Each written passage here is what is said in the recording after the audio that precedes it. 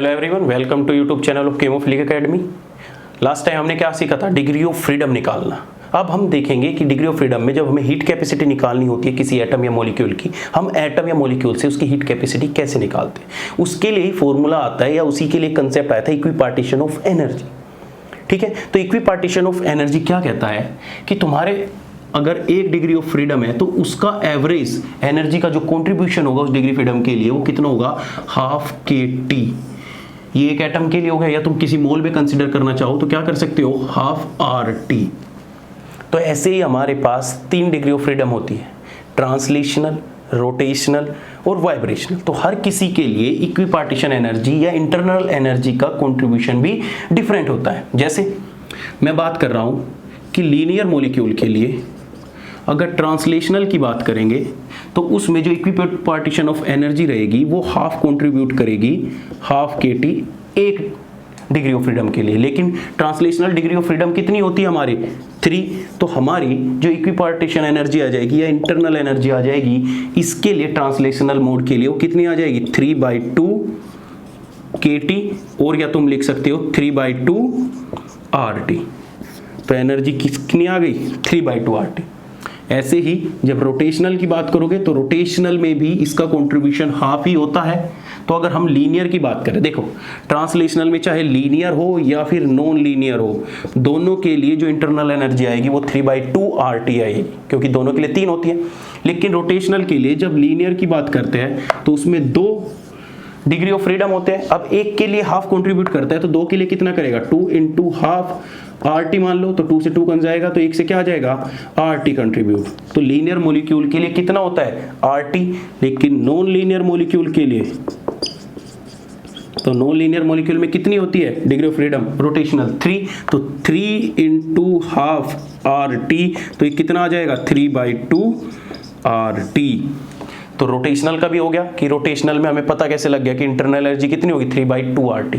अब जो vibrational degree of freedom होती है वो टेम्परेचर के ऊपर डिपेंड करती है, वो टेम्परेचर के ऊपर डिपेंड करेगी। किस तरीके से?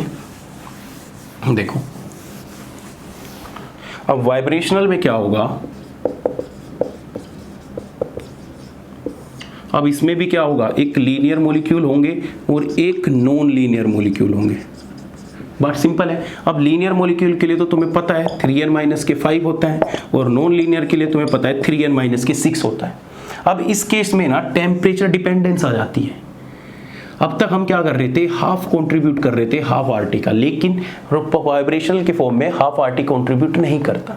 अगर तुम्हारे पास लोएस्ट टेम्परेचर हो गया, टेम्परेचर नेगेटिव में हो गया, क्वेश्चन में लोअर टेम्परेचर लिखा होगा, तो उस केस में हम वाइब्रेशनल डिग्री ऑफ फ्रीडम का कंट्रीब्यूशन नहीं देखते, तो हम वहां पे क्या लिख देते हैं? 0 कंट्रीब्यूशन। अगर तुम्हारे पास रूम टेम्परेचर पर वाइब्रेशनल डिग्री ऑफ फ्रीडम का कंट्रीब्यूशन पूछा है कि कितना होगा, तो वो सिर्फ होता है 20%। अगर तुम उस वैल्यू में निकालना चाहो तो ये कितना हो जाएगा? 0.2 RT। इस तरीके से इंटरनल एनर्जी की, इतनी इंटरनल एनर्जी कंट्रीब्यूट करती है 1 डिग्री ऑफ फ्रीडम के लिए। ऐसे ही अगर हाई टेम्परेचर की बात करें, जब तुम्हारे पास क्वेश्चन में हाई टेम्परेचर हो या तुम्हें दिख जाएगा मेंशन करके कि हाई टेम्परेचर कंसीडर करना है, तो उस केस में जो हमारी डिग्री ऑफ फ्रीडम कंट्रीब्यूट करती है वो RT कंट्रीब्यूट करती है। इंटरनल एनर्जी मतलब इक्विपार्टीशन का मतलब क्या होता है कि 1 डिग्री ऑफ फ्रीडम के लिए इतनी हमारी एनर्जी कंट्रीब्यूट करती है। सिंपल है, सारी चीजें समझ गए कौन कितना कंट्रीब्यूट करता है। अब तुमसे क्या पूछेगा कि मुझे बताओ हीट कैपेसिटी क्या होगी हीलियम एटम की। एट कांस्टेंट वॉल्यूम पूछ ले, एट कांस्टेंट प्रेशर पूछ ले, कुछ भी पूछ ले, तो कैसे फाइंड आउट करोगे? ये क्या था? इंटरनल एनर्जी का कंट्रीब्यूट। अब तुमसे क्या पूछ लेगा कि मुझे बताओ हीट कैपेसिटी बताओ हीलियम की कितनी होगी। अब देखो हीलियम क्या है? एक मोनो एटॉमिक गैस है। क्वेश्चन बता रहा हूं किस तरीके, तो मोनो एटॉमिक गैस है, इसमें टोटल डिग्री ऑफ फ्रीडम कितनी होगी? 3, क्योंकि एक ही एटम है, और 3 की 3 कौन सी होगी? ट्रांसलेशनल। और ट्रांसलेशनल के लिए जो इंटरनल एनर्जी निकल के आती है वो कितनी आती है? 3/2 RT और 3/2 KT, एटम की फॉर्म में या जूल की फॉर्म में, जिसमें तुम्हें पूछी है। अब हमें इसकी हीट कैपेसिटी निकालनी है, तो तुम्हें पता है CV = होता है change in internal energy with respect to temperature at constant volume. कुछ नहीं करना, सिंपल क्या करो 3/2 RT कंसीडर कर लेते हैं, 3/2 टी, डेल बाई टी से कट जाएगा, तो हमारा जो CV आ जाएगा हीलियम एटम के लिए कितना आ जाएगा, 3/2R आ जाएगा, या मैं इसको अप्रोक्स के लिख देता हूँ 1.5R। अब अगर तुम्हारे पास कोई आइडियल गैस है तो तुम्हें रिलेशन पता है आइडियल गैस के लिए कितना होता है, Cp minus CV is equal to NR। अगर N नहीं दे रखा तो 1 मान लोगे। अब तुम्हें Cp पूछ लिया, तो Cp जब निकालोगे तो कितना आ जाएगा, CV प्लस के R, तो तुम्हारा जो Cp आ जाएगा वो कितना हो जाएगा, CV कितना हो गया 1.5R प्लस के R, तो इसका मतलब कितना हो गया 2.5R। तो इस तरीके से तुम हीट कैपेसिटी भी निकाल सकते हो डिग्री ऑफ फ्रीडम से। फिर उसके इक्विपमेंट पार्टीशन एनर्जी का आपको रिलेशन पता है, फिर तुमसे Cp CV भी निकाल सकते हो। ऐसे ही तुम क्या कर सकते हो, कोई भी एटम कोई भी मॉलिक्यूल दे दिया, जैसे सपोज करो तुम्हारे पास CO2 ही दे दिया और CO2 के लिए पूछा कि CV क्या होगा। देखो CO2 मॉलिक्यूल के लिए मैं दिखा रहा हूं कि रूम टेम्परेचर पर क्या होगा और हाई टेम्परेचर पर क्या होगा, जिससे तुम्हारा कंसेप्ट सारा क्लियर हो जाए, और लो टेम्परेचर पर CV की वैल्यू या इंटरनल एनर्जी की वैल्यू क्या होगी। सिंपल है। देखो पहला केस, इसमें ट्रांसलेशनल डिग्री ऑफ फ्रीडम कितने हो गए 3, इसमें रोटेशनल डिग्री ऑफ फ्रीडम कितने हो गए 2, इसमें वाइब्रेशनल डिग्री ऑफ फ्रीडम कितने हो गए, तो तुम देख लोगे 3n माइनस के 5, क्योंकि लीनियर मॉलिक्यूल है तो 3 3 9 माइनस के 5 इक्वल टू कितना आ गया 4 वाइब्रेशनल मोड। अब इन दोनों के लिए जो इंटरनल एनर्जी आई वो कितनी आई, इसके लिए 3/2RT, इसके लिए कितना आ जाएगा 2 × 12RT, तो 2 से 2 कैंसिल आउट हो जाएगा, तो कितना आ जाएगा खाली RT। अब पहला केस मैं क्या ले रहा हूं, मैं हाई टेम्परेचर पे कंसीडर कर रहा हूं। किसको, हाई टेम्परेचर पे। पहला केस क्या माना मैंने, हाई टेम्परेचर पे कंसीडर कर लिया। तो हाई टेम्परेचर पे करने के बाद तो कंट्रीब्यूट कितना करता है ये R, तो R कंट्रीब्यूट करेगा, तो कितने वाइब्रेशन मोड है 4, तो यहाँ पे कितना आ जाएगा 4 मोड। तो टोटल हमारी इंटरनल एनर्जी कितनी आ जाएगी, देखो 3/2RT प्लस के RT और प्लस के कितना हो जाएगा 4RT, कितना आ जाएगा प्लस के 4RT, तो 4RT इससे कैंसिल आउट होगा, कितना हो जाएगा 4 और 1 5RT, 5 दूनी 10, 10 और 3 13, तो ये कितना आ जाएगा 13/2RT। तो हमारा कंट्रीब्यूशन, अब तुमसे इंटरनल एनर्जी भी पूछ सकता है कि सपोज करो तुम्हें बोल दिया कि 250 केल्विन टेम्परेचर पर या 60 केल्विन टेम्परेचर पर मुझे इंटरनल एनर्जी बताओ, तो यहाँ पे टेम्परेचर की वैल्यू पुट करो और तुम्हारे पास इंटरनल एनर्जी पता लग जाएगी। ऐसे ही अगर तुम्हें हीट कैपेसिटी पर पता करना हो तो CV इक्वल टू कुछ नहीं करना, internal energy with respect to temperature at constant volume, easily इस वैल्यू को पुट करो और तुम्हारे पास 13/2R आ जाएगा। तो ये वैल्यू किस पे आई, जब तुम्हारा हाई टेम्परेचर था। अब तुमने क्या किया, टेम्परेचर को लो कर दिया, लिखते रहना, मैं इस साथ के साथ यहीं पे बता रहा हूं सारा। वाइब्रेशनल मोड तो 4 ही है, अब तुमने क्या किया, टेम्परेचर को लो कर दिया। अब टेम्परेचर लो होते ही जो इसका कंट्रीब्यूशन आ गया वो हो गया 0। तो तुम्हारे पास जब इंटरनल एनर्जी बची लो टेम्परेचर पे CO2 के लिए कितनी बची 3/2RT प्लस के RT इक्वल टू कितना हो जाएगा 5RT/2।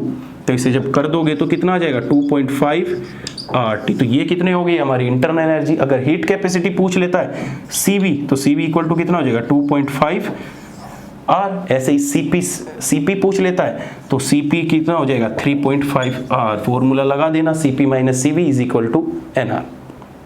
हो गया।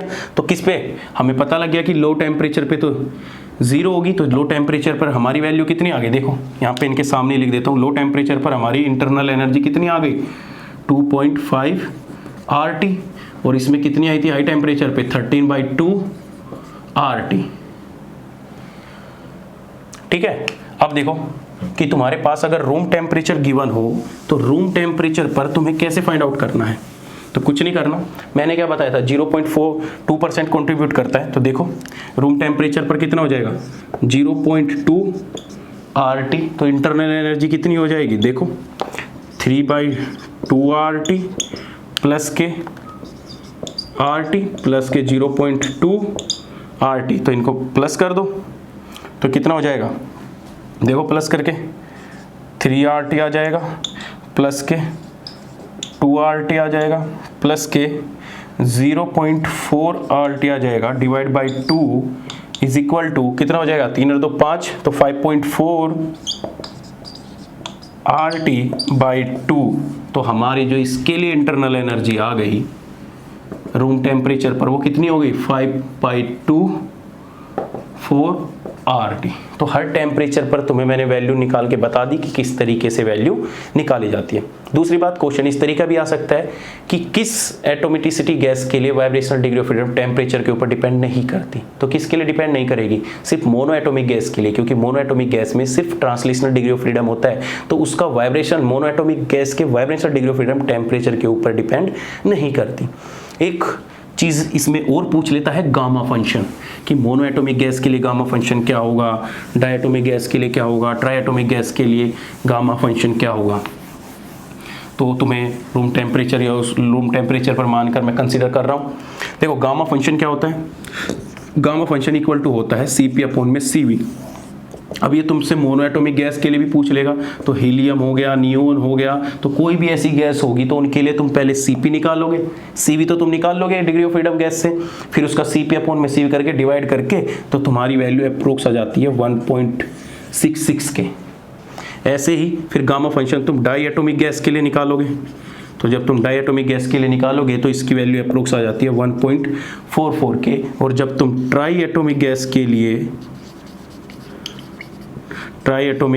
लिए गामा फंक्शन निकालोगे तो उसकी वैल्यू आ जाएगी 1.33 के अप्रोक्स।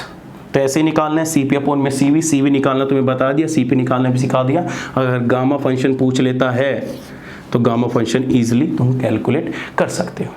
तो आई होप तुमको ये कंसेप्ट पूरा समझ में आ गया है। पूरी 15 मिनट भी नहीं है, उससे पहले तुम ये कंसेप्ट सीख चुके हो। तो क्वेश्चन हमेशा ऐसे क्वेश्चन आते हैं, या तुम्हें टेम्परेचर देके अब इंटरनल एनर्जी पूछ ले तो सिर्फ टेम्परेचर पुट कर दो, यहाँ पे R की वैल्यू 8.314 में पुट कर दो। अगर जूल में पूछिए, अगर नंबर ऑफ एटम की फॉर्म में पूछिए तो K की वैल्यू पुट कर देना। ठीक है, थैंक यू।